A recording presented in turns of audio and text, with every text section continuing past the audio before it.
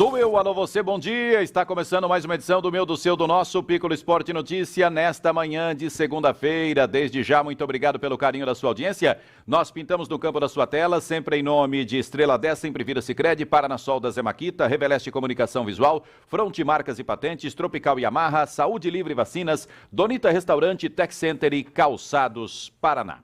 12 de julho, ano 2021. E em nossos estúdios, recebendo Edith Feigen-Prignitz. Vamos contar um pouco, aproveitando o mês dos 61 anos de Marechal Cândido Rondon, de histórias rondonenses vividas pela nossa convidada. Em especial, a questão que envolve esse prédio histórico que está sendo demolido, que é o Hotel Avenida. Conto com a sua audiência a partir de agora. Você nos assiste todos os dias às 7h30 da manhã e também ao meio de 10, na nossa página Piccolo Esporte Notícia, no Facebook, Instagram e YouTube, e ainda no canal 4 Paraná Mídias TV, na grade de programação da Opção Telecom e Domus Telecom. Dona Edith Feigen-Prignitz, aposentada, é a nossa convidada. Bom dia, obrigado pela presença da senhora. Eu que agradeço. Bom dia a todos. Dona Edith, vamos contar um pouco da história, né, da senhora. A senhora é natural de onde? Veio a Marechal Cândido Rondon em que época e como é que isso se deu? Eu sou catarinense. Vim de Arabutã, Santa Catarina, com os meus pais, no início da década de 50, né? 51, 52, não sei lhe precisar. E em Rondon até hoje, havendo um intervalo de uns 10, 11 anos, quando eu estive fora com o objetivo de estudar. Exatamente os estudos, né? Eu percebi que a senhora saiu cedo de Marechal Cândido Rondon, né? Muito. Não tinha o ginásio, é isso? Não existia ginásio aqui. Não existia, aliás, tinham fundado a escola regional, normal regional. Mas como os meus irmãos tinham sido internos num colégio luterano em Marcelino Ramos, Rio Grande do Sul, havia internato masculino e feminino, meus pais decidiram me encaminhar para lá, porque não havia ginásio aqui na região, tampouco em Cascavel. Só em Toledo era o ginásio La Salle, que atendia somente os meninos, né? Então, a maneira de deslocamento era só aérea. Na época, funcionavam 5 companhias aéreas em Toledo. Vamos ver se eu lembro. Sadia, Savag, Varig, Cruzeiro do Sul e Real. Então, eu ia de avião até Concórdia ou Erechim, de lá pegava o ônibus e ia para o internato. Como é que era Marechal Cândido Rondon naquela época? Olha, não havia asfalto, né? E a gente brincava muito, teve uma infância maravilhosa, maravilhosa infância. Sempre novidades, porque vinha gente estranha para cá, né? Eu lembro de um movimento muito, muito grande no hotel dos meus pais, que era dos caminhoneiros, esses caminhões de reboque que transportavam as toras, né? Que iam e vinham, então era uma poeira incrível. O hotel era lavado 2, 3 vezes ou até mais, a parte da frente por dia, devido à poeira. Quando não era poeira, era barro, né?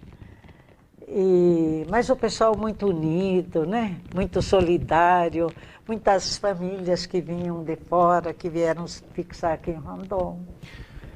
A senhora me disse aqui em off que quando veio para Marechal Cândido Rondon, primeiro médico, a senhora se lembra, a senhora guarda isso na memória, e inclusive não sabia o que era um médico, é isso mesmo? Verdade, verdade. Nós estávamos lá na rua Mato Grosso brincando, né? Eu tinha grandes amigas de infância, que eram filhas do seu Paulo Nack, a Marlene e a Rose. E aí alguém comentou, vem um médico para cá e aqui vão fazer a construção do hospital. Mas eu tinha 5 anos na época, eu não sabia e eu perguntei, mas o que é médico? E aí foi que elas me explicaram o que era médico, porque eu não havia aqui, vocábulo novo, profissão que eu desconhecia na minha idade, né? E depois a senhora acabou convivendo com essas pessoas, com os médicos e etc, né? Sim, muito. Eu tenho a impressão, dona Edith, que quando eu converso com pessoas da idade da senhora, que tem uma história incrível para contar, uma história de vida totalmente diferente da história de vida das pessoas atuais. Era muito mais gratificante, né? Muito mais prazeroso o contato. Muita ingenuidade, muita pureza, não havia malícia, sabe? Não havia malícia, segundo as intenções, pelo menos de minha parte, mas nunca percebi nada, assim. Foi um momento, foi uma época, assim, que não dá para a gente esquecer, e não dá nem para comparar, né? O momento de hoje. Inclusive, por vezes, eu converso também com outras pessoas da mesma época da senhora. Não tinha nem energia, tinha um gerador, tinha que ligar, não era isso? Sim, lá no Renque, no Moinho, isto mesmo. E funcionava, né, com lampiões. Eu lembro que havia uns lampiões assim, com um vidro alto. E era difícil, porque os meus pais vieram de um lugar onde a terra era branca. E também na terra natal deles. E vir aqui com essa terra vermelha, a roupa de cama toda branca na época no hotel.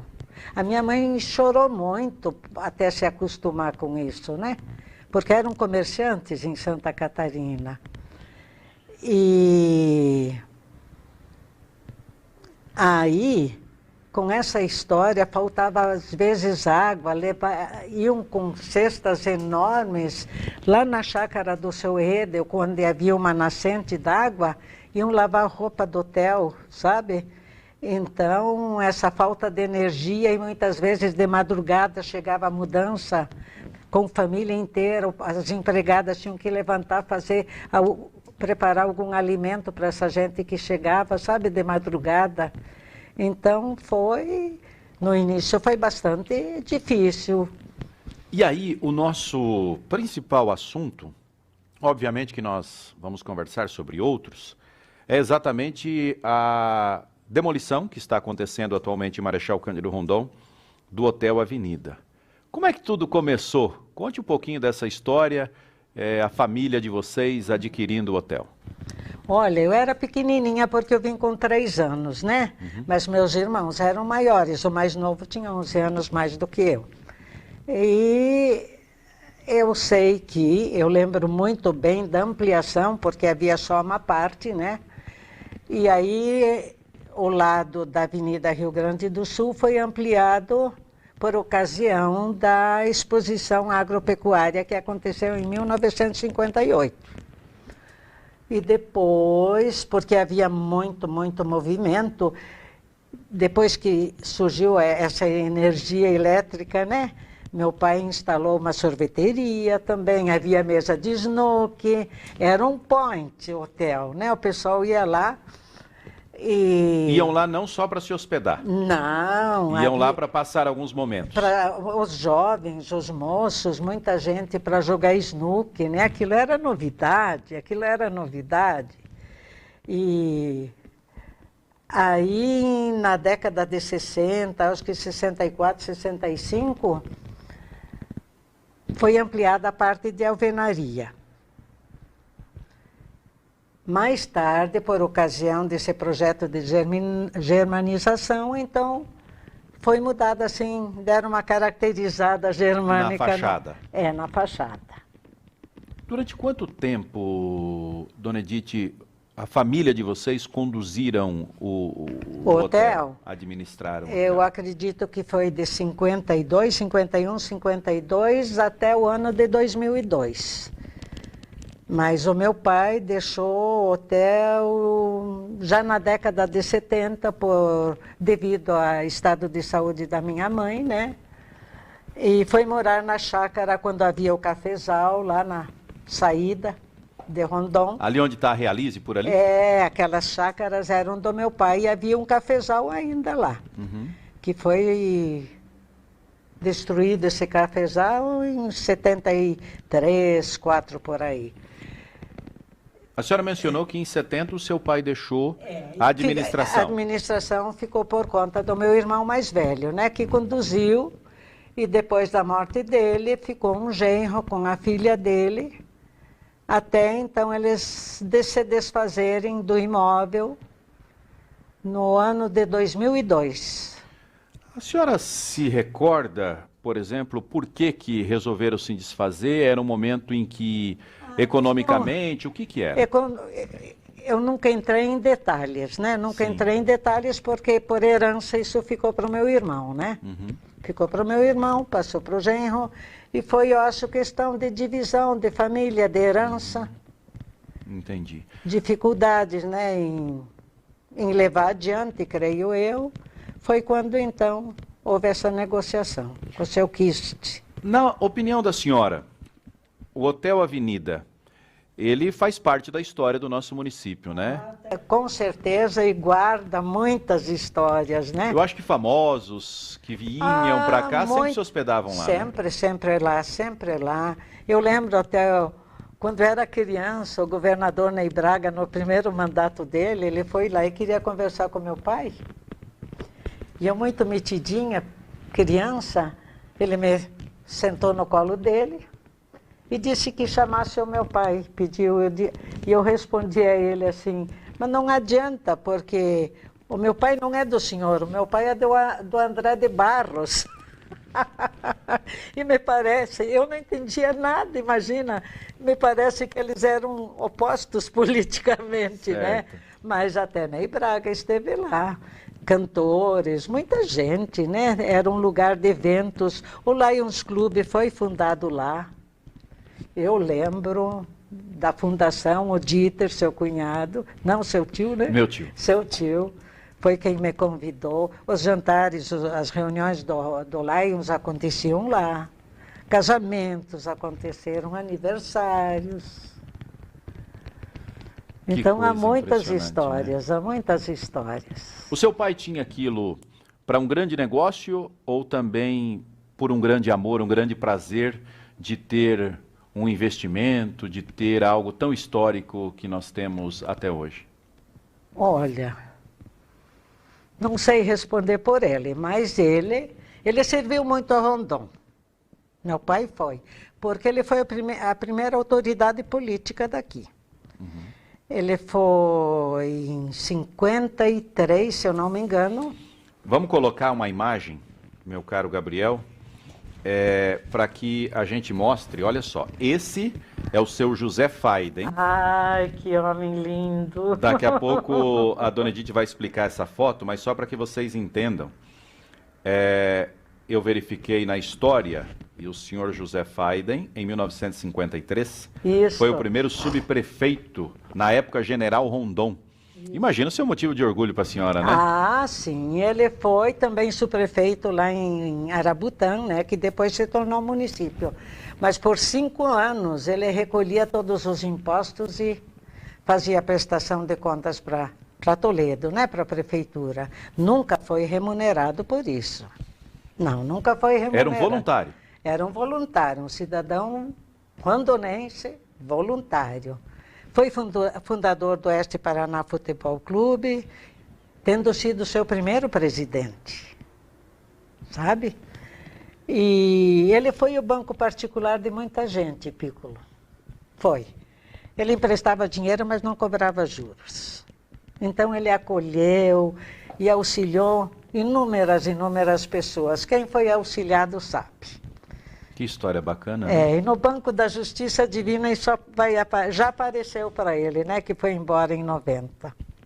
Mas eu vou lhe confessar uma coisa, Piccolo. Eu sei que titulação, essas coisas não tem lá grande valor. Para mim, não.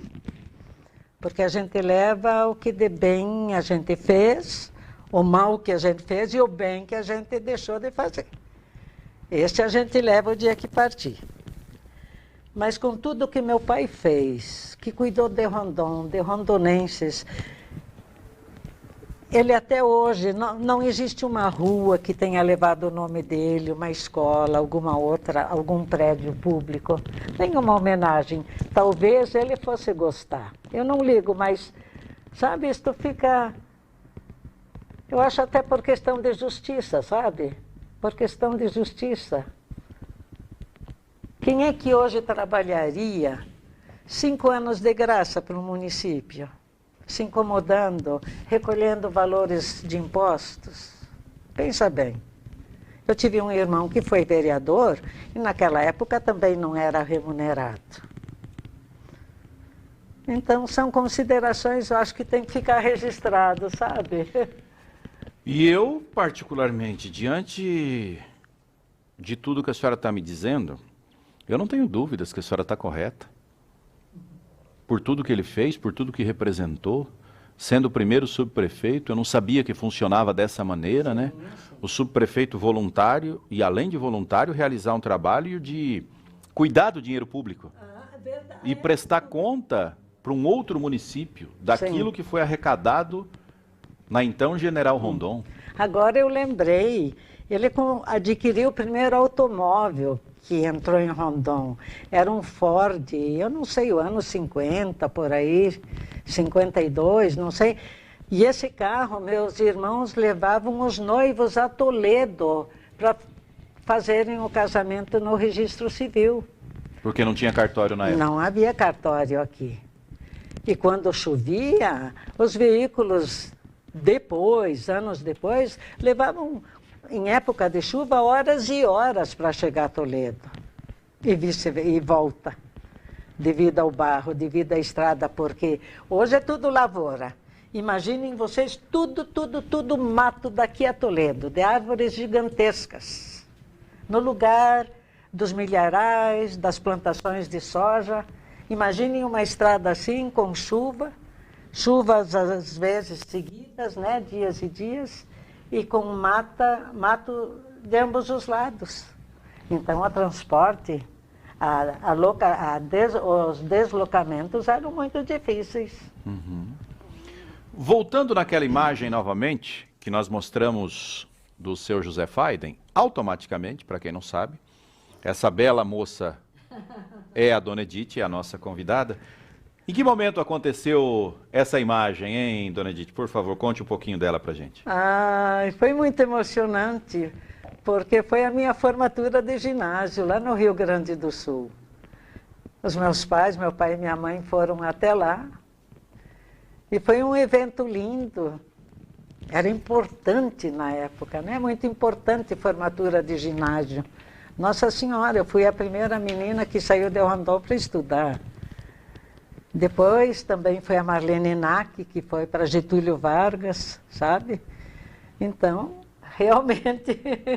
E meu pai era um bonitão, era um homem vistoso, elegante, charmoso, alegre, adorava uma cerveja, só tomava Brahma na época. Eu percebo no olhar da senhora o orgulho do pai, né? E saudades muitas, e saudades. Em 1990 ele foi morar com Deus no céu, é isso? É. Entendi. A senhora se formou no ginásio. E daí em diante, o seu segmento profissional? Aí do Rio Grande do Sul eu fui para Curitiba. Lá eu estudei, fiz o curso normal no Instituto de Educação do Paraná, que era uma escola de referência a nível de estado. Também cursei contabilidade, junto com o Valmor Nide, que era meu colega de turma no Colégio Bom Jesus. E posteriormente, então, eu fiz o curso de letras na Universidade Católica do Paraná. Vim para Rondon por causa da minha mãe, do estado dela, que viveu à custa de medicamento por 5 anos. Comecei a trabalhar, trabalhei na Escola Jean Piaget, na Escola Normal, fiz 2 concursos públicos pelo estado, fui professora do Davi Carneiro, do Colégio Rui Barbosa, do Colégio Martim Luther. Encontro inúmeros alunos que vêm me cumprimentar e eu pergunto: oi, professora, tudo bem? Como é que está a senhora? Tudo bem, mas na época você era guri, as meninas, né? Então, hoje são casados, são pais de filhos, alguns até avós. Vários, né? Já, né? Mas esses momentos, esses reencontros com ex-alunos são deveras gratificantes. E eu quero mandar um abraço para todos. Com certeza absoluta. Não dá nem para ter noção, né, de quantos alunos passaram pelas mãos da senhora, né? Que a senhora ajudou a educar, a ensinar. E eram tanto severa. Hoje eu não seria mais assim. Me perdoem alguns que talvez tenham sido magoados por mim. Mas eu tenho certeza absoluta que muitos agradecem. Até pela maneira da condução, eles foram bem educados para o mundo. Sim. Hoje tem menos dificuldade para encarar as dificuldades. Com certeza. Porque a juventude de hoje é totalmente diferente. Jamais um professor ou uma professora pode se utilizar de uma certa severidade, porque isso vai ser jogado contra ela. Mas eu vejo isso diferente, sabe? Eu acho que o professor tem que se impor. Respeito tem que existir. Também concordo. Mas muitos professores, e ali tem um viés, eu acho, de não compreensão do Estatuto da Criança e do Adolescente.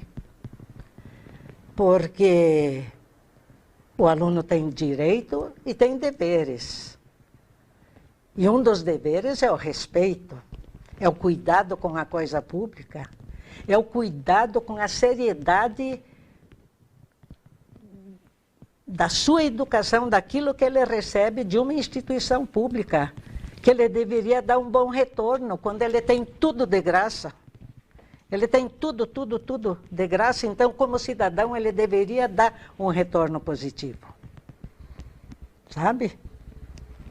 E eu encararia ainda hoje isso de maneira diferente. Eu concordo plenamente com a senhora, mas hoje em dia o que nós percebemos é que qualquer manifestação mais assintosa de um professor para com o aluno, infelizmente, ele pode responder a um ato administrativo. Hoje em dia, todos os alunos levam o celular para a escola. Ai, inadmissível isso. Claro que tem alguns graus, né? Sim, de crianças, né, menores que não pode. Mas na sua grande maioria pode. E aí ele usa isso também como uma arma, né? Ele filma, olha a maneira que o professor tratou o aluno. Infelizmente. E aí essa classe sofre bastante com relação a isso. Tenho muita compaixão dos meus colegas, viu? Tenho muita compaixão deles. E hoje esses professores, mais do que nunca, estão trabalhando mais do que antes, porque com a pandemia tiveram que se reinventar. A senhora, às vezes, conversa com alguns professores e aí eles começam a dar esse feedback para a senhora. Olha, agora está desse jeito. A senhora nunca nem imaginou que um dia viveria uma situação mas assim. Encontro, ainda nessa semana encontrei a professora Vera Painçá, que foi minha aluna, por sinal. Sim. E trocamos conversas. E muitos, né? São experiências diferentes, né? Com certeza, com certeza. A senhora acha que era mais difícil naquela época da senhora ou hoje dar aula? Hoje. É mais desafiador. Mas o professor tem a oportunidade de crescer talvez muito mais do que a gente. Porque cursos de pós-graduação, tudo hoje existem aqui em Rondon. Na época eu tive que me deslocar, sabe? E a internet, assim como traz dificuldades, ela é oportunidade de ascensão cultural, né, intelectual. Existe isso, então há mais ferramentas, mais recursos hoje. Sem dúvida alguma. Dona Edith, ainda voltando ao hotel, nós já vamos mostrar algumas imagens, mas antes nós temos um recado do Sempre Vida para você que está conosco nesta manhã. Vamos acompanhar. Este é o novo tomógrafo de última geração do Hospital Rondon. Com tecnologia de ponta, gera imagens de altíssima definição, com precisão e muita agilidade. Agende seu exame por mensagem pelo WhatsApp 45 3284 7272. Repetindo, 3284 7272.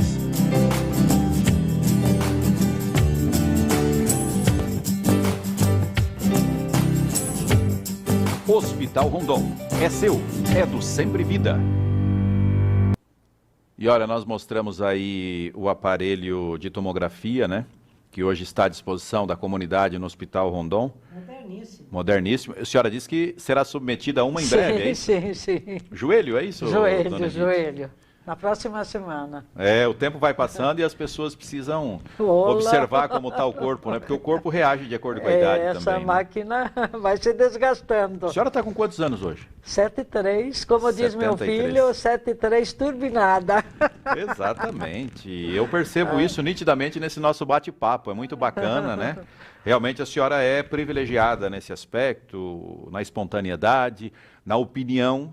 Muitas pessoas hoje se escondem por causa do momento que nós vivemos, né? Inclusive questões políticas e etc. Dependendo da opinião que você tem, a pessoa acha que você é de um lado, dependendo da opinião que você tem, acha que é do outro e assim sucessivamente. Mas esse, sabe, Piccolo, eu acho que é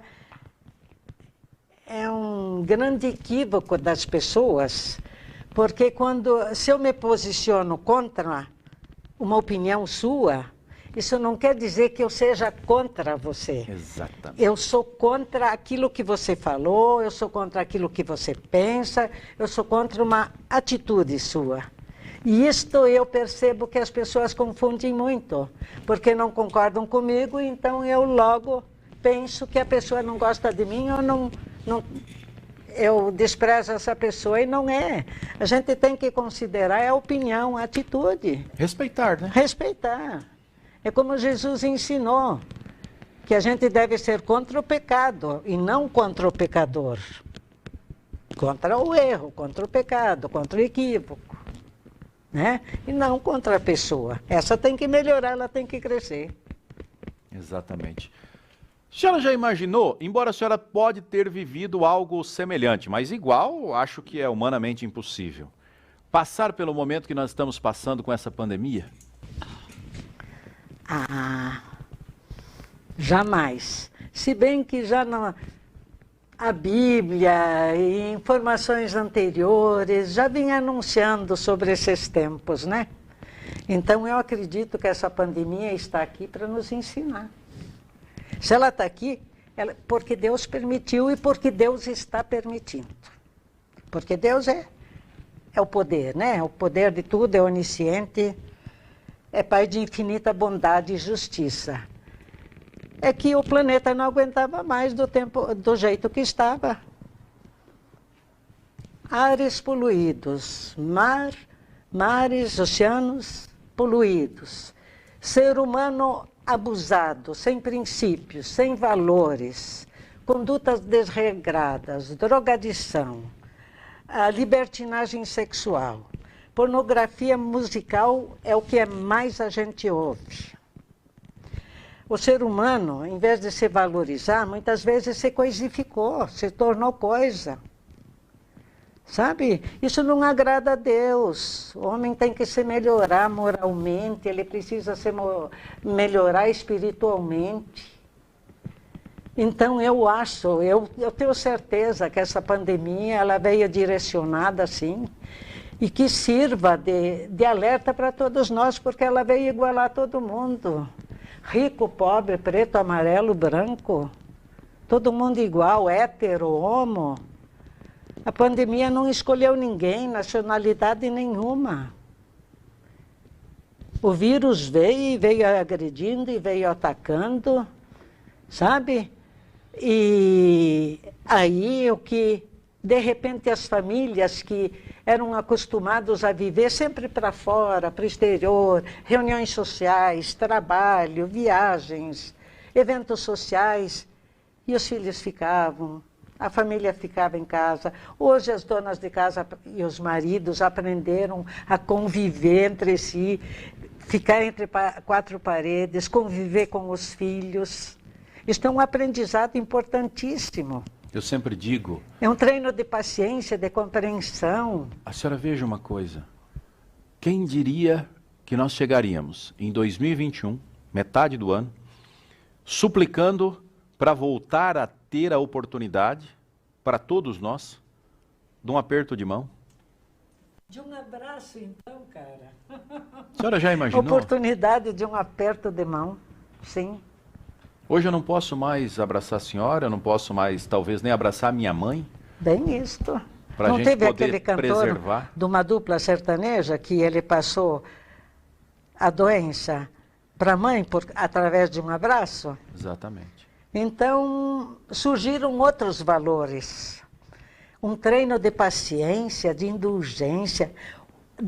Olha, a prática da fraternidade, da solidariedade se intensificou, pode ter certeza. Né? Quantas pessoas, quantas campanhas de auxílio. E, de repente, eu acho que muita gente aprendeu a fazer oração, a fazer prece, a lembrar que existe um ser superior, que existe um Jesus Cristo que há 2000 anos veio ensinar uma nova forma de viver, a prática do amor, né? A prática de princípios, de valores, do perdão, da compreensão, do não julgamento, né? E que os homens estavam assim afastados de tudo isso. Então, é um momento de recolhimento, de reflexão. Eu vejo dessa forma. Tem pessoas mais contundentes que dizem o seguinte: se o ser humano não melhorar agora, não melhora nunca mais. Olha, se o ser humano não melhorar e não modificar, se ele não se autolapidar, se autoconhecer, dele verificar os seus defeitos e tirando os seus defeitos, seus vícios e ir conquistando virtudes, essa pandemia não vai passar tão rapidamente, não.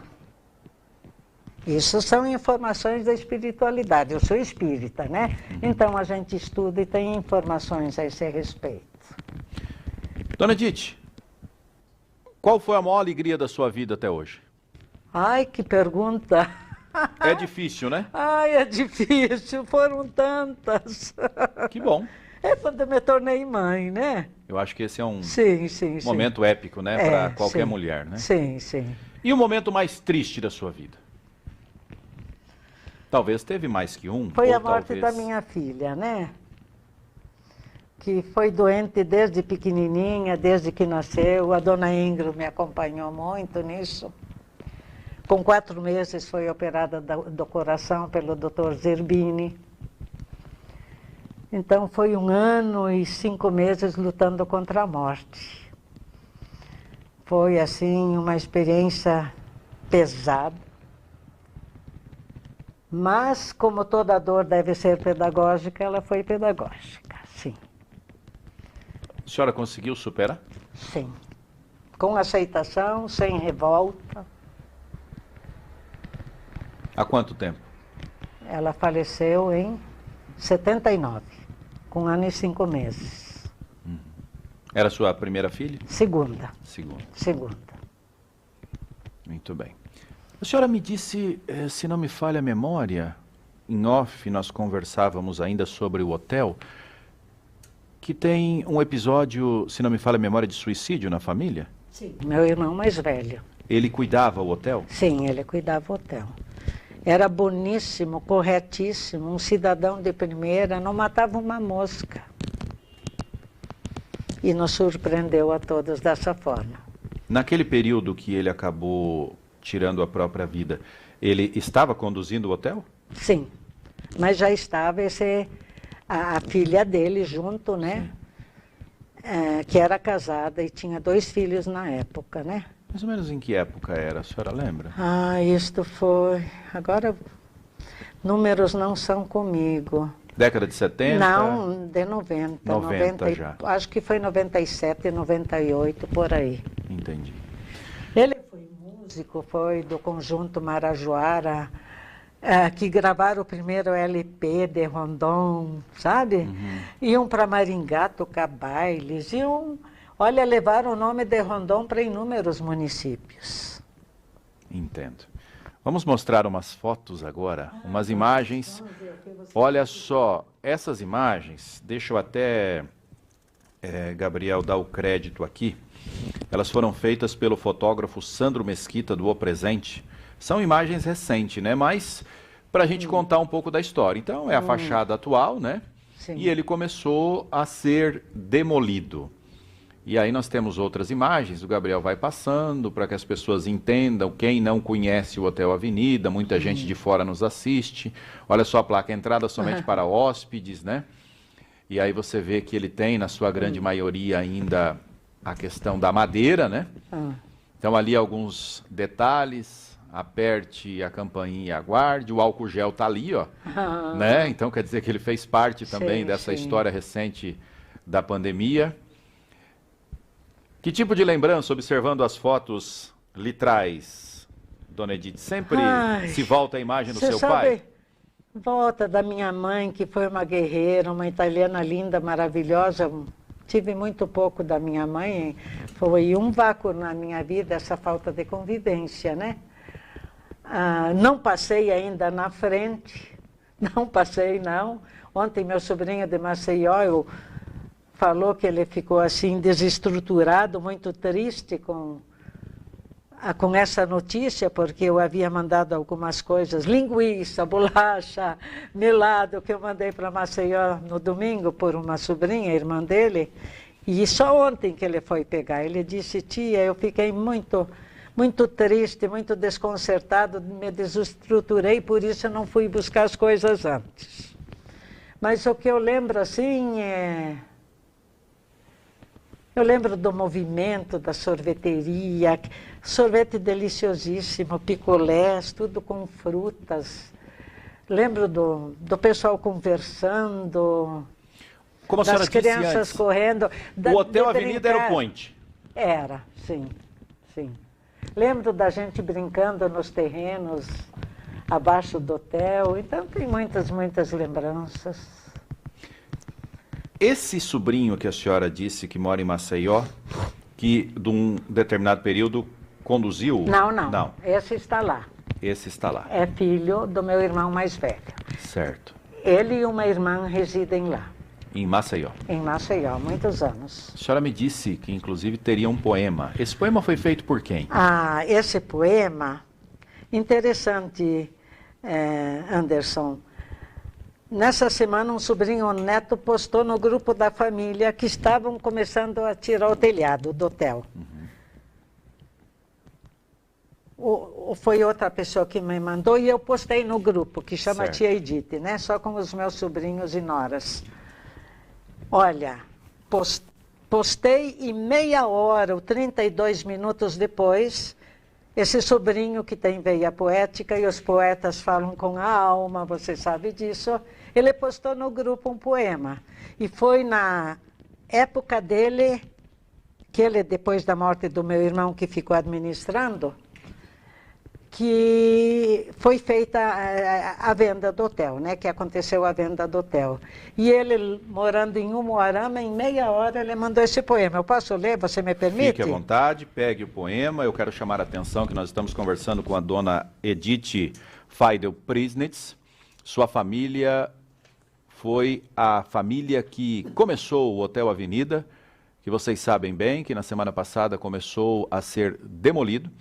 E aí tem várias situações e especulações do que será feito naquela área. Existem informações de ramo farmacêutico, informações de que pode ser também 2 torres, 2 prédios, enfim, inúmeras as situações. Então, repetindo, este poema foi elaborado... Em 30 minutos, digamos. Por quem? Flávio Calheiros. Sobrinho da senhora.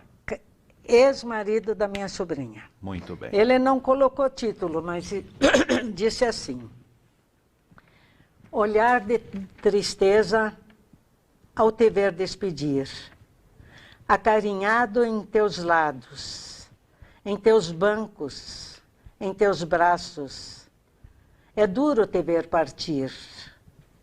Ali, muitas vidas, sempre alguém de passagens curtas, outras longas, iniciaram suas histórias e finalizaram também.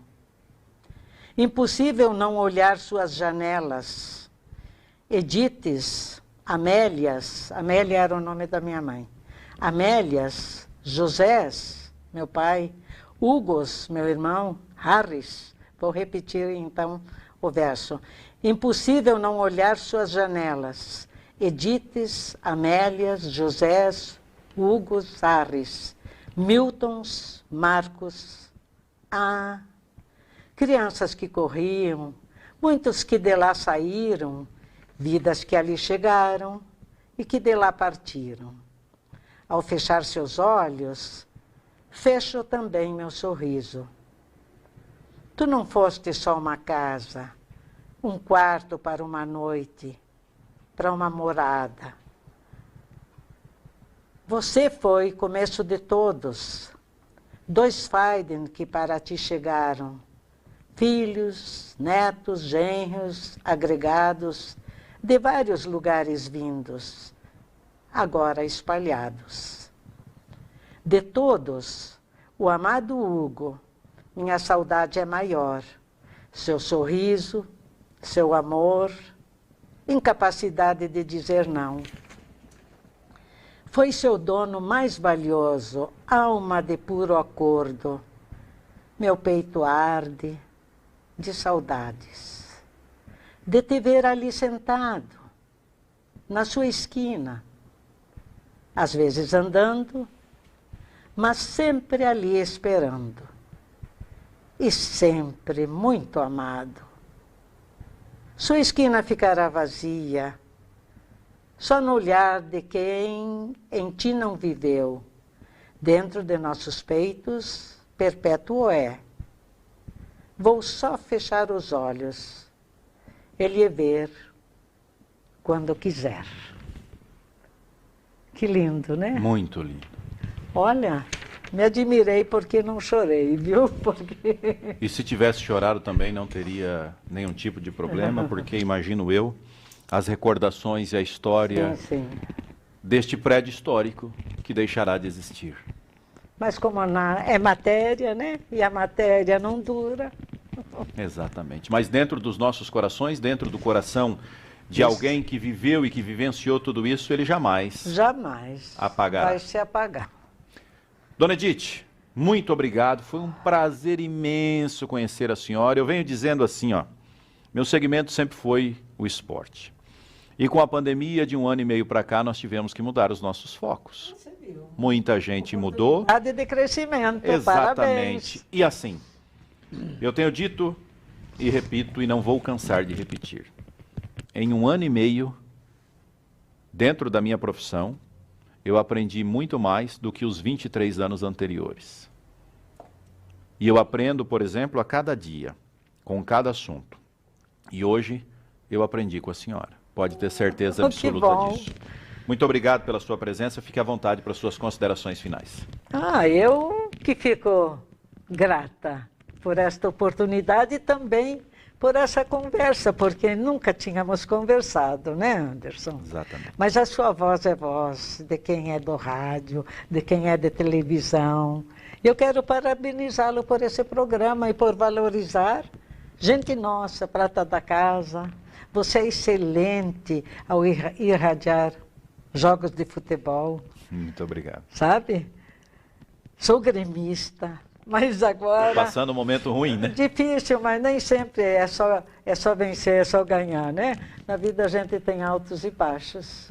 E eu desejo a você muita sorte, muito sucesso, muita paz, muita luz, tá? E que você fique... E muita saúde. Isso é importante demais, né? Que fique bem. Muito obrigado. Leve um abraço para todos os seus familiares. Um abraço para quem nos acompanhou, obrigada. Para quem nos acompanhou, nos prestigiou, minha gratidão. E fiquem bem também, votos de paz a todos. Muito bem. Falamos um pouco deste prédio que começou a sua demolição na semana passada, o Hotel Avenida. Conversamos com a dona Edith Faiden Prisnitz. Seu pai, o primeiro dono deste estabelecimento, com certeza está lá nos observando e cuidando de todos aqueles que um dia esteve ao seu redor. E da mesma maneira, eu desejo a todos uma ótima semana. 12h10 nós estaremos de volta com o nosso Paranamídias Meio-Dia. Hoje recebendo o professor Marcos, o empresário Felipe e os advogados Márcio Berti e João Berti. Lembrando que às 16h tem o programa da Odontosan e às 21h tem o Viva Mais da Igreja Emanuel. Gente, obrigado, continuem conosco, ótima semana. É isso aí, galera! Sou eu, bom dia e ponto final.